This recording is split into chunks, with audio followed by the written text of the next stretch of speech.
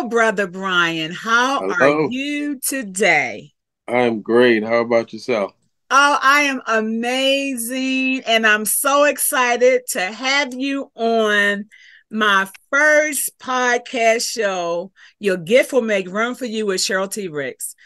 When I met you, you just left an impression on me like nobody else can. Your heart, your willingness to make a difference, your heart to serve, your heart to make things better and make things easy for people.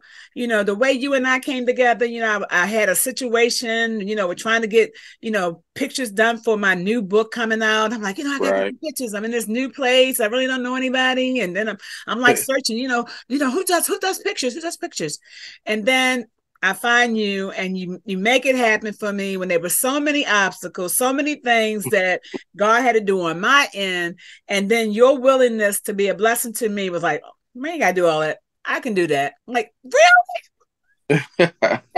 And you Yeah, blessed I me in so many ways. I enjoyed every single minute. It was a pleasure meeting you, working with you. Uh, it was really fun. Yeah. Well, people don't know some people know who you are because wherever you are, you're making a blessing for everybody you're around.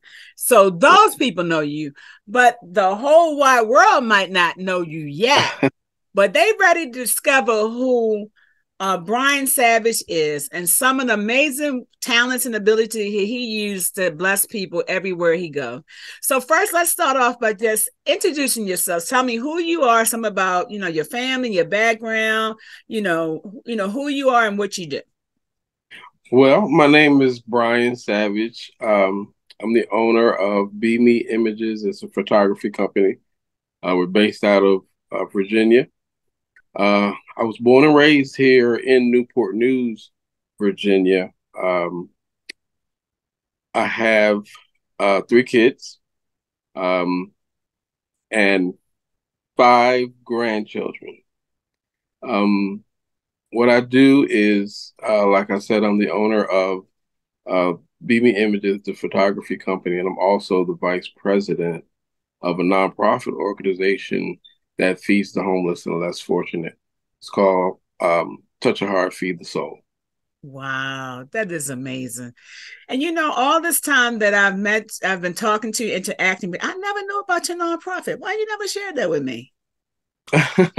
Well, actually, I was just a member up until about 3 months ago when I was named vice president. Okay. Now, what do you guys do in the nonprofit? I know you're feeding people, but how is it that you're feeding people? Right. We have a few members that we go out to local missions or they have these things called tent cities where the homeless and less fortunate migrate, and we'll go there and actually feed them, whether it be cooked food or store-bought food. And we also give them life necessities. Amen. So, how long has this nonprofit been in existence? It's been in existence for about 3 years now. That Um, is just, I'm sorry. go ahead. Yeah, 3 years, and I joined maybe 2 years ago, and last year was about 3 months ago I was named vice president. Wow, that is so amazing. And your gift, talents, and abilities, and your heart to serve and to make a difference, they couldn't have picked a better vice president. They Thank you, could thank you, not have picked a better one. And thank you. it is the gift, talents, and abilities that God give us that we just use being who we are. And many of us don't recognize that the gift, talents, and abilities that God gave us are just as valuable and needed and necessary as other gifts and talents that other people have that we admire. So when Yeah, was it that you realized that the gifts and talents that you had was truly making a difference with the people you interacted with? when I started working more with the public, because as far as the photography, I was just doing maybe family, close friends. But when I started working more with the public, I could see how I was making a difference in other people's lives. putting smiles on their faces and create memories for them. That is just such a gift. And it's the funny thing. Now, I remember when I was talking to you at the last photo shoot you did of me, you Hmm. mentioned to me that it was just a hobby. How Yes. did you take that gift town ability that it was a hobby to a thriving business? Uh, a lot of time and effort, and dedication. Dedication. When you see uh, the results of what a talent that you possess is actually have an effect on people, it makes you feel good and makes you want to do more. So what did you do? I mean, I'm sure it's not something that you came out of the womb doing. I think it's something you discovered a joy of photography. But what did Right. you have to do to hone that skill? What did you have to do to get it so you're so good that people are paying you to do this for them? What did you have to do? What was that journey like? Practice, practice, practice. You can never get enough practice. Network, network with other people that's doing what you want to do, and if they're successful, stay close to them. Stay close to them. Stay in contact with them. That is awesome. So that means that you had to go and get some more information, some more knowledge, some more insight into how to do this really well.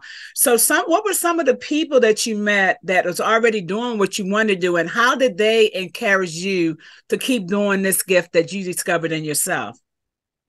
Well, I work with a lot of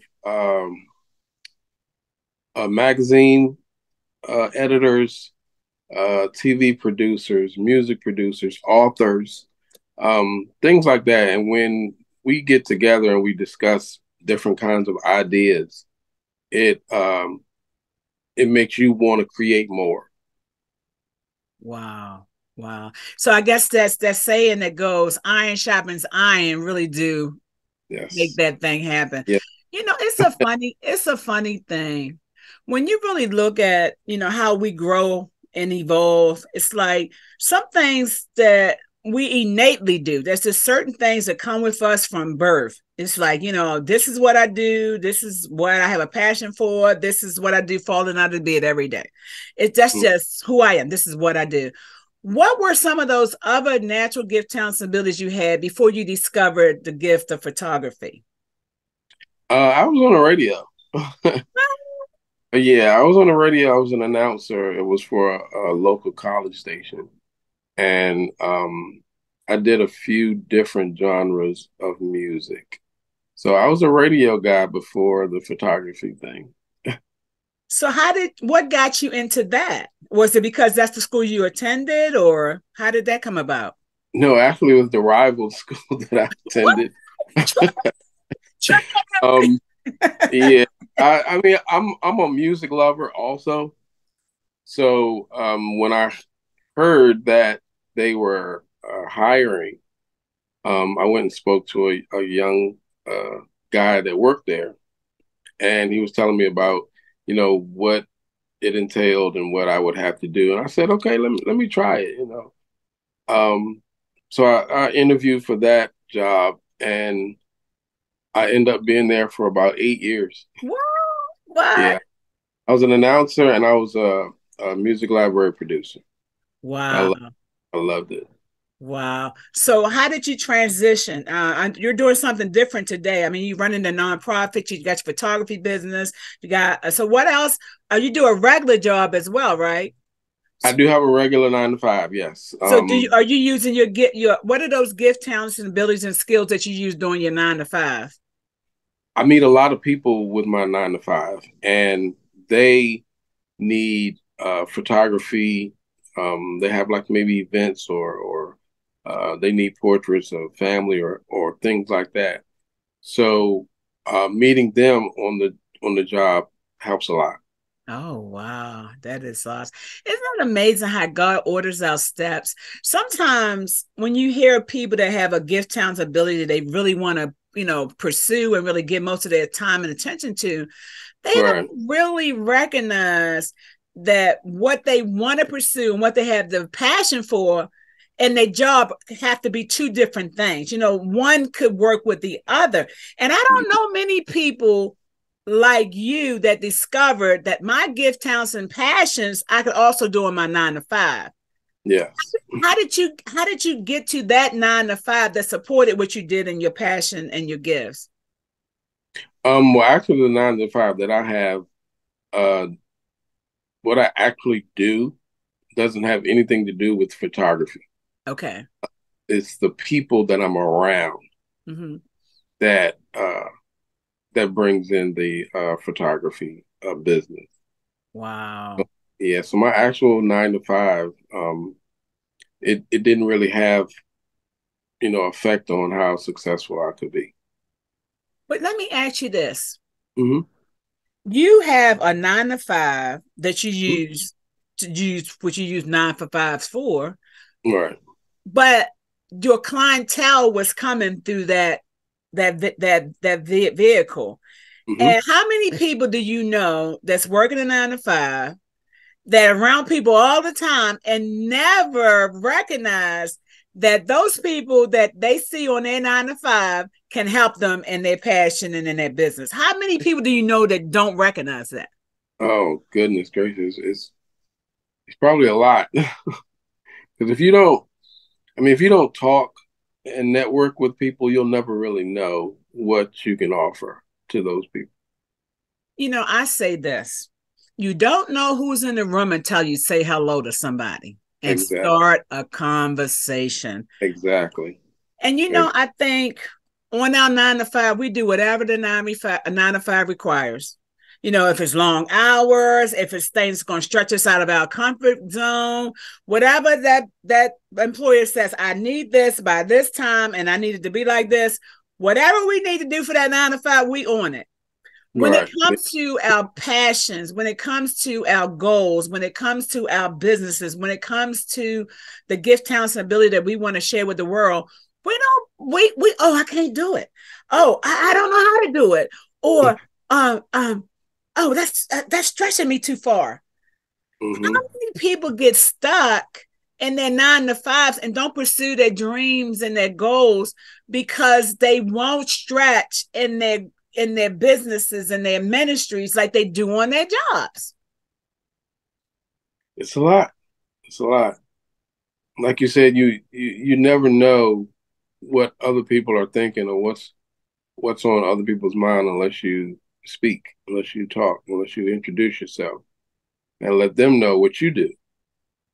And how many people do you know that when you meet them, they say, well, what do you do? And the first thing we say is we tell them about our job, or I'm an accountant, or I'm an attorney, or I'm a this, I'm a that. And I remember somebody asking me, they said, well, what do you do? I said, they said, what do I do for a living? I said, well, what I do for my job doesn't define who I am. You want to know who I am? That's a different question. But I don't want people to define me what I do for my 9 to 5. I don't want people to say that this is who I am and pigeonhole me into that profession or that goal that I use on my job, because then they don't see who I am. I'm more than what I do on my job. And the matter of fact, many of us don't recognize that our gift, talents, and ability we use to do our job make the way we do our job so much more better and valuable than other people doing the same job. Hmm. It's the unique us and the gift, talents, and abilities that we have being us that adds the value to the job skills we use. But people don't know that. They don't realize that they one and the same, you know. Right. So as you was going through this journey of working your 9 to 5, dealing with your passion for the nonprofit and the photography, how did you evolve to a place where you knew that your passions and your goals had value that it could add to other people? When did you know it? And you saying you were talking to mentors and they were doing things and teaching you different things. How did you know that value, that skill was adding value to other people? How did you know that you had something that was adding value to the people around you? The clients that I worked with, a lot of them will be repeat clients and to say, like, go to their homes and to see your actual product, plastered all over their walls. That showed me that, okay, yeah, he knows what he's doing. He's a good photographer. For someone to take the pictures and actually put them on the wall and on their coffee tables and things like that for other people to see. Wow. And I believe that a lot of times we don't understand the value we add because we're not around people that give us that feedback.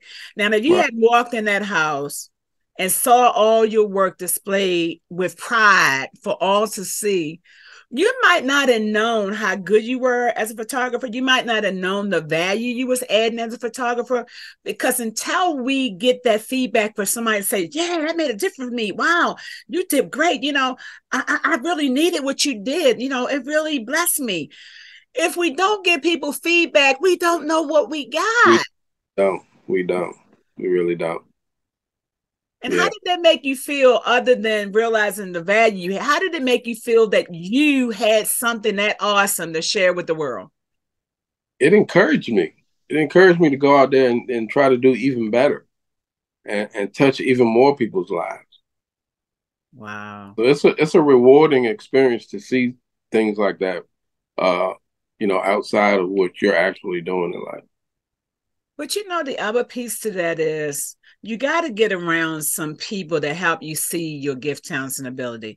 Because I think for many of us, all we can see is the things we don't do well, things we have to get better at, the things that we've made mistakes with, things that didn't serve us well. We just magnify the faults and we critique ourselves to the point where we diminish those gift, talents, and abilities that we have, and we supersize everybody else's gift, talents, and ability. How was it for you to recognize that what you had was just as valuable and just as important and just as needed than all the other people that you admired that had different gift, talents, and abilities?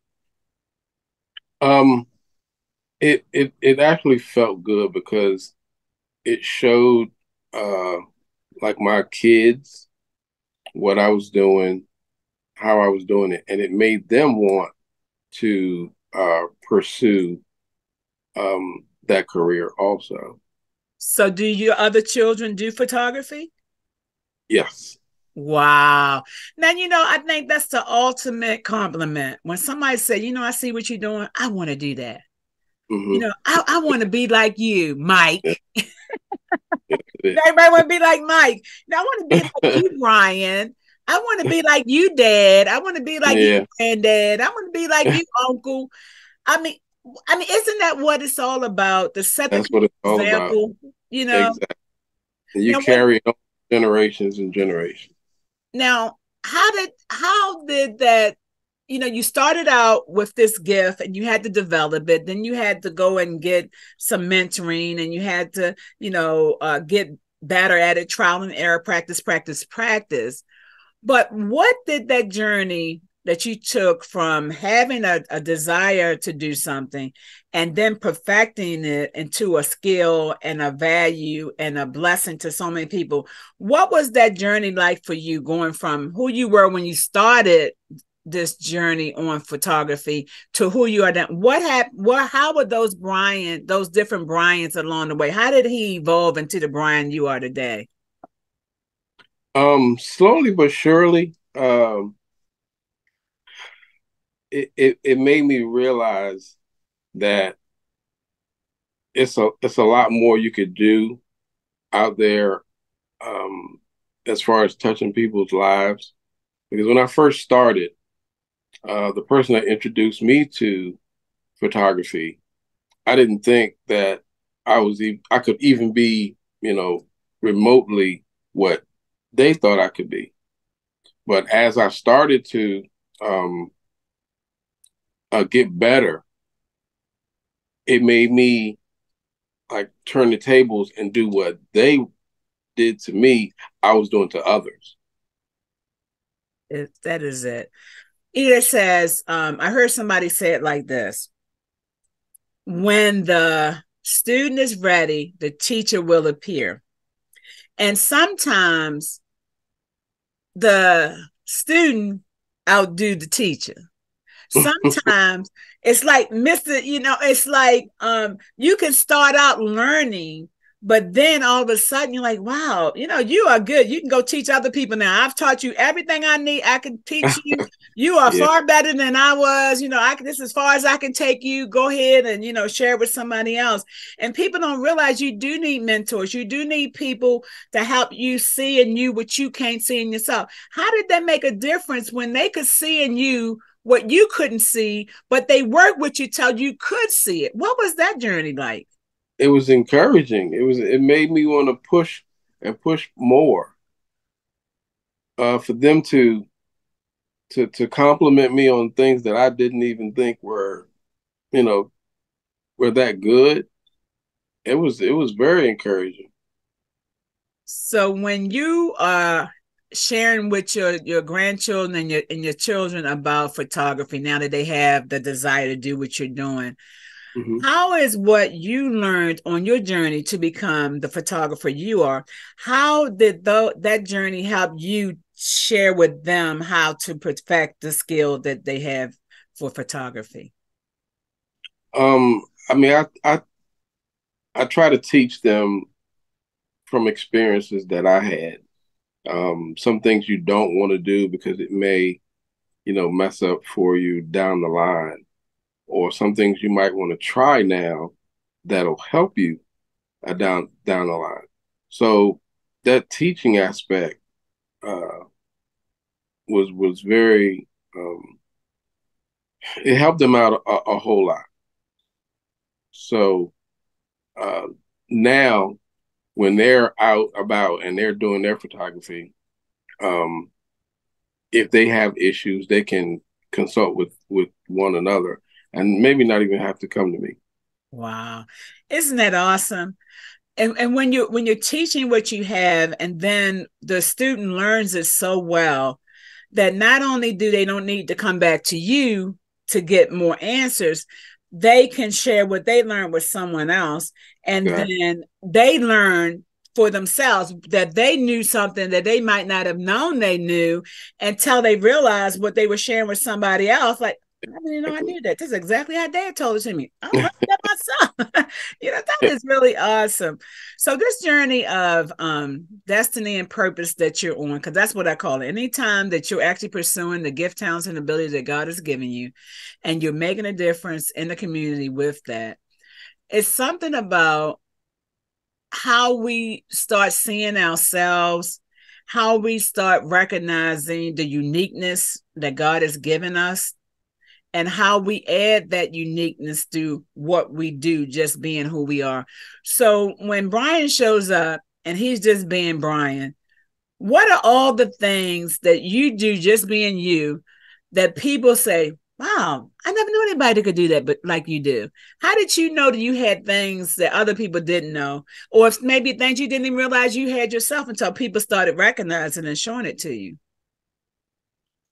Well, with my photography, a lot of people say that um, I make them feel comfortable, and I'm a fun loving guy. So, I try to keep my clients laughing, smiling, You um, do. in a good mood. Because I mean, you can ask any photographer. It's really hard to Photoshop nervousness, shyness, things like that. But if you approach the situation where both parties are in a good place, and it's the atmosphere is fun, then it's a whole lot easier. And I'm a witness to that. You've done photo shoots in me twice now. Mhm. Once in 2019 and once just 3 months ago. Yeah. And I'm telling you, I thought, this is me. This is how you made me feel relaxed and how you made me have a happy experience. When you was taking those pictures of me, man, I felt like I was I was the model on the next fashion magazine. You were like, oh shucks, now I mean, we it's you got to make it fun. You got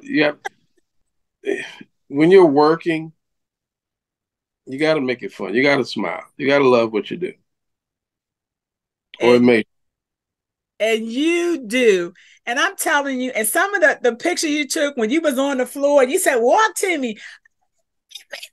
He was down on the floor taking pictures. I said, man, it looked just like some fashion shoot from some high powered model or something. I said, I mean, got a superstar photographer and he turning me into some fashion plate. Oh yeah, yeah. Oh yeah. It all comes together. It all comes. Sometimes, excuse me. Sometimes the photographer may work harder than the model, but at that end process, it's it's nice. Like I had so much fun. And the yeah, thing about this photo sheet from the last photo sheet is because I've been on this journey called self-love. And on my journey of self love, I started loving myself at another level. And loving myself on another level allowed me to get healthy and to shed 80 pounds. So I said, I got to get some new pictures for my website. I got to get new pictures for my upcoming books. I said, who am I going to call? I said, Dad, he's in Virginia. I'm in North Carolina. How am yeah, I going to be able to get to him? How's he going to get to me? And then you, being who you are, the blessing you always are. You said, well, usually when I come down to North Carolina, I just meet him halfway. You just find a medium point, and then I can just meet you like that. So I yep. said, hey, where there's a will, there's a way. He's willing, I'm It willing. is. And the funniest part was I didn't even have a car, so I needed somebody to drive me. So I asked you, I said, Brother Brian, I need some new pictures. And I said, what how much would it cost? And when you text me back, what you text me, I said, you kidding? I said, oh my goodness. I couldn't believe it. I mean, your prices are so reasonable. Yes. And just the blessing that you are, I'm like, I know what you said. And I I've been already through this experience with you, and I already got blessed. I know your word. Oh, at least got to tip you good for whatever it is you suggested. But it was just something. And when I just looked at where we could meet, I looked at there was a mall right there where you said we could meet. Yeah. And we went to the mall, and the mall's not like it used to be. So we had a nice whole section of the mall, Oh yeah. and Oh we were yeah. changing tops and on top of tops and changing jewelry. Oh, Yeah. man, that was such a wonderful experience. It But worked out perfect. but it was so wonderful because of who you are. You being you. It's nice to have gift, talents, and ability, but you also got to have a nice personality. You got to be a good person. You got to Exactly. have a real heart to help and be a blessing. And your heart is so big, and you are such a blessing to so many people. And Thank you so because much. you blessed me. Thank you so much. Thank you. And so for all those people that have gift, talents, and ability that they just mine ain't like yours, and yours is better than mine. What would you say to people who don't recognize that the gift, talents, and ability they have is just as valuable, just as needed, just as special as the gift, talents that God gave you? Just stay encouraged. Love what you do, first of all. Love what you do and practice, practice, practice. Networking helps an awful lot, an awful lot. And like we said earlier, when you're networking, you may have a certain idea that you see things a certain direction you see things going in, but when you speak to other people, um, and they put their 2 cents in, it may change a whole different direction. So just stay with it, push, push, push, and love what you do. Have a good attitude, and just create laughter, create smiles, and it'll all work out. When you said that you really you got to do stuff that you enjoy, and that Yeah. leads me to why many people don't do what they enjoy. They do their 9 to 5. They make these bills. They buy all this stuff, and they get a part-time job, or they have another 9 to 5, and they constantly working to pay a bill or buy more stuff or pay for the stuff they bought on credit, and they never get around to doing the thing they love and enjoy doing. What would you say to those people that you're giving your time and energy to this 9 to 5 or to whatever else you're doing? How do you transition from just doing that 9 to 5, just doing that thing to earn a living and pay your bills? How do you make the transition from doing what you got to do to pay your bills and then doing the thing you have love and passion for? How do you make that transition? Let the 9 to 5 uh, pay for your what you want to do. Um, Set aside money from your 9 to 5 that'll help make your business go further. Like you use that 9 to 5 to your best advantage. I mean, you're gonna be doing it anyway, so why not get something out of it? You know what? Now that you said it like that, I can honestly see this interview I saw. I can honestly see why this brother said on his interview. He said, "My 9 to 5, I make 150,000, and I love my job. I love what I do. I just love it." And he said, "My side hustle, I make 150,000." He said, "My 9 to 5, my 9 to 5. I'm not doing my 9 to 5." He said, "I don't spend as much time as my family." It's like, but my family is happy. I mean, we going places, doing things, we having a great life. So it's Mhm. almost like some people tell you that in order for you to do the thing that you're passionate about and the thing that you really feel good about and the thing that really, make your heart happy, you got to let your 9 to 5 go. And they never think that they can use the 9 to 5 to bless the business or bless that gift talent ability they have. Mhm. Go get some extra training, take a course, Yep, learn some of the ropes and all the equipment you need. Let your 9 to 5 pay for that. So then you're exactly. not just giving all your time in your 9 to 5. Your 9 to 5 is funding your passion and the thing you're Exactly. called to do. There And you most go. people don't know that because what they do, they said, I can't have my 9 to 5 because I want to do my Mm. passion. So they give up the 9 to 5 and they go through all this hardship and all this, you know, trauma because they don't realize instead of giving up the 9 to 5 or finding a 9 to 5 that can give you what you need for your passion and for your purpose and your gifts, you can actually get a 9 to 5 that works for you instead of working against your gift, talents, and ability. Exactly. That is the name of the game. Wow. Use it as an advantage until, like you said, you don't need them anymore. And then you go spend uh, the time with your family and what you love to do. Now that's another thing.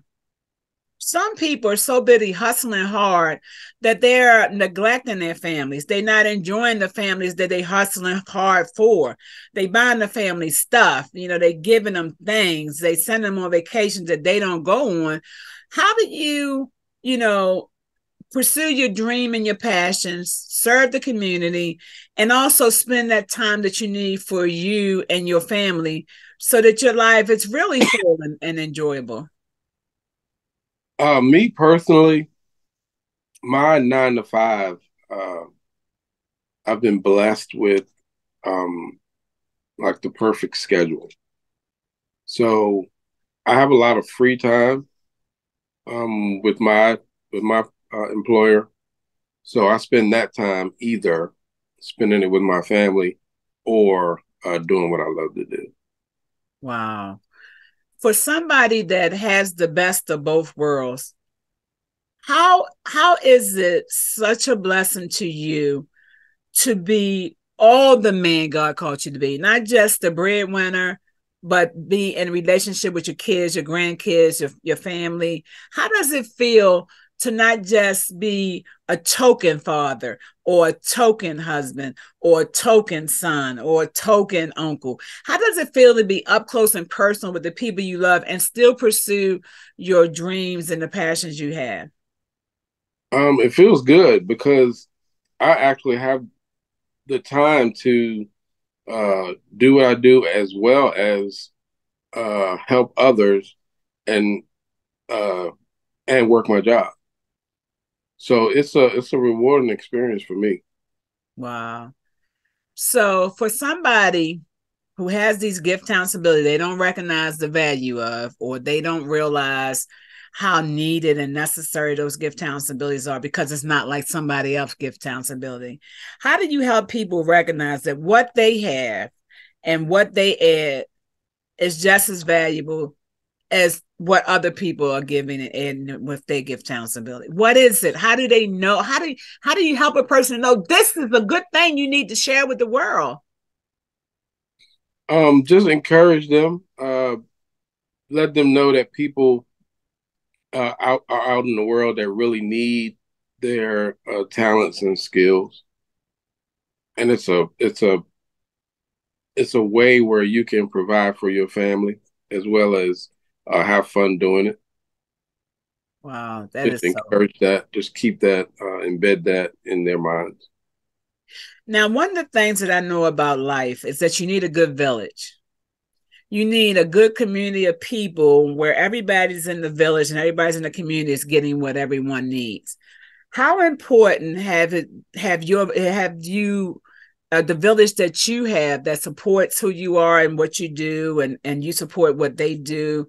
How important was having that community, having that village around you, that you're able to, do all the things that you do with your gift, talents, and abilities? It helps you because it creates uh, more of an income.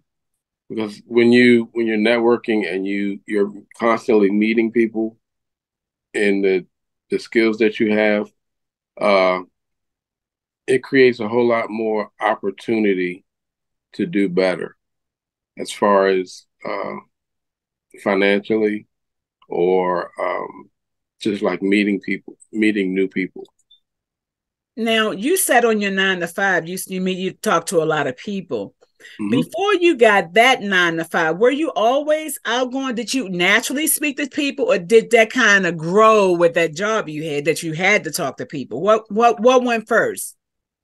No, I was actually an outgoing person before I started that job, but when I got to that job, it was like even more. Yeah.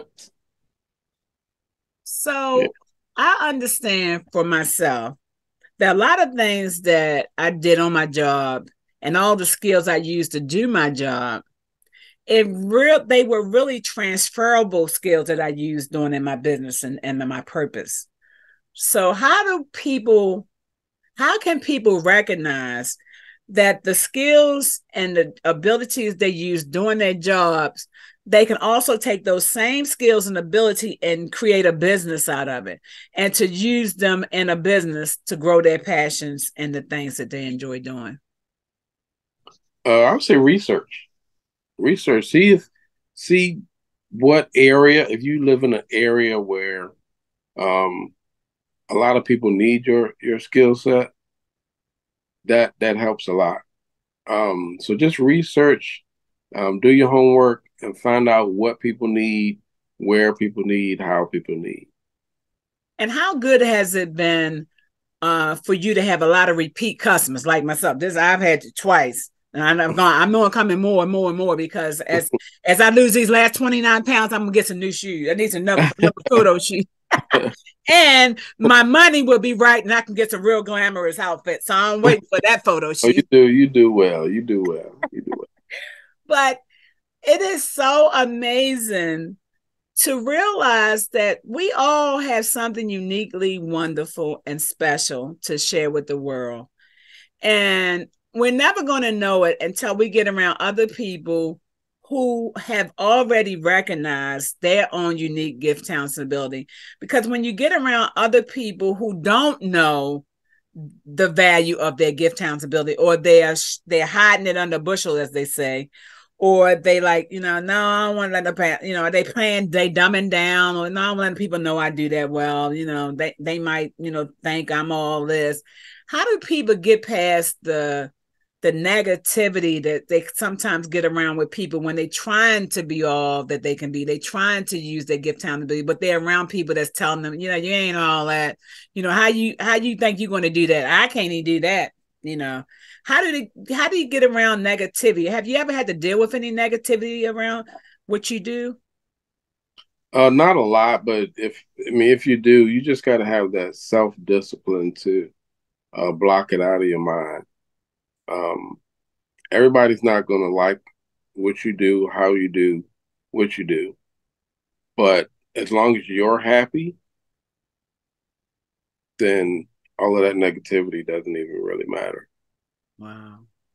And one of the other things that I noted about you, Brother Brian, is that, you're a pretty cool, laid back guy. Have you always been cool and laid back? Yeah. I mean, I'm telling you, it's always a joy. Anytime I interact, it could just be a text. We might send a couple texts. I'm like, Right. that Brother Brian is something else. He is just such a joy. You're just such a blessing to all of us. And we really appreciate who you are. And now tell people how they can, tell them again the name of your business and where they can reach out to you, your contact information, where, your website, just share with them how they can reach out to you. Well, again, my name is Brian Savage. I'm the owner of Be Me Images Photography. We specialize in anything from portrait to family portraits. We do events like birthday parties, anniversaries, things like that. We do also do weddings. Um, the way you can contact me as of now is through Facebook and Instagram. It's Be Me Images for both. Also on Twitter, it's Be Me Images. Website is under construction right now. Okay. But as soon as it's done, everyone will know. All right. Well, it has been a pleasure as always to be in your presence, to just you are just such a joy. I don't even want this podcast interview to end. I just want to keep going. So as soon as I finish, I'm doing what I need to do. I'm gonna call you back and we're gonna finish this conversation. No problem at all. But I thank you. God is well pleased at what you're doing. The world needs you to continue to do what you do. And as you're doing what you do to add value to others, make sure you include some of those things you need just for you. Because what God says in his word. So if we delight ourselves in him, he'll give us the desires of our heart. So whatever your desires are, let it be known to God. And as he bring them to you, receive them, because you're deserving of everything that you give to everyone else. So I appreciate you. Thank you so much for having this conversation with me, and just keep doing what you're doing, because God is well pleased with you. Take care. God bless. Thank you for having me. Thank you so much for having me. You're welcome.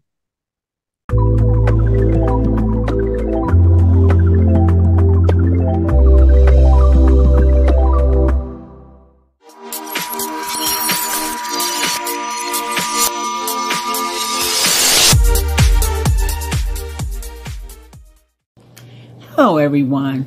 This is Cheryle T. Ricks, and I have been through so many amazing things in my life: the good, the bad, the ugly, the hard, the easy, the joyful, and the sad. And as life, go from day to day, we find ourselves in some difficult places mentally, emotionally, spiritually, and physically at times. And I just wanted to get on this video and share some encouragement, the kind of encouragement that I was given so that I could keep going through the trials of life and actually enjoy the journey. I wrote this book called Rest in God, How to Keep Living When Life Get Hard. And I wanted to share an excerpt of it with you. I'll start with the preface, which is the Cheryle T. Ricks Story Part 2, and it reads as follows. As I mentioned in my first book, Sister Circle, The Power of Sisterhood, A Guide to Becoming the Woman God Designed You to Be, Life can be very difficult, and those difficulties do a work in us like nothing else can. In the first part of my life, I survived domestic violence, a mental health breakdown, and no self-esteem. In the second part of my life, I discovered my purpose, which is the greatest discovery a person can make. When we learn what we are created to do, we get on a road called destiny and purpose. That road is not a journey for the faint of heart. When we step out on faith and pursue the dream and passion that God has put in our hearts, we will face trials, tribulations, and challenges that will make us question whether we're doing the right thing. On my road to destiny and purpose, I faced the foreclosure of my home, being diagnosed with skin cancer and breast cancer, being sued by a debt collector, and bankruptcy. But God made the worst part of my life the best part of my life. God gave me a true village. During that most difficult time, I learned how many people in my life truly loved and cared about me.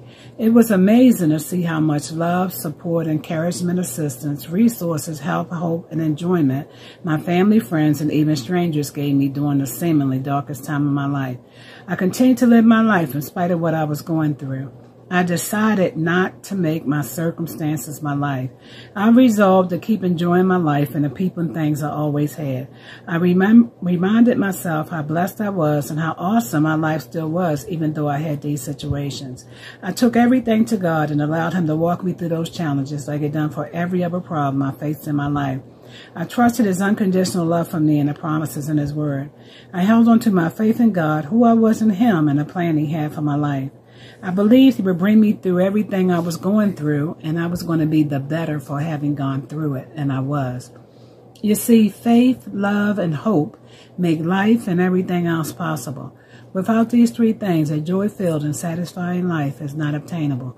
But more importantly, we must receive the true love of God, keep our faith in Him, and hold on to the hope that God created us for much more than we can see in our current situation.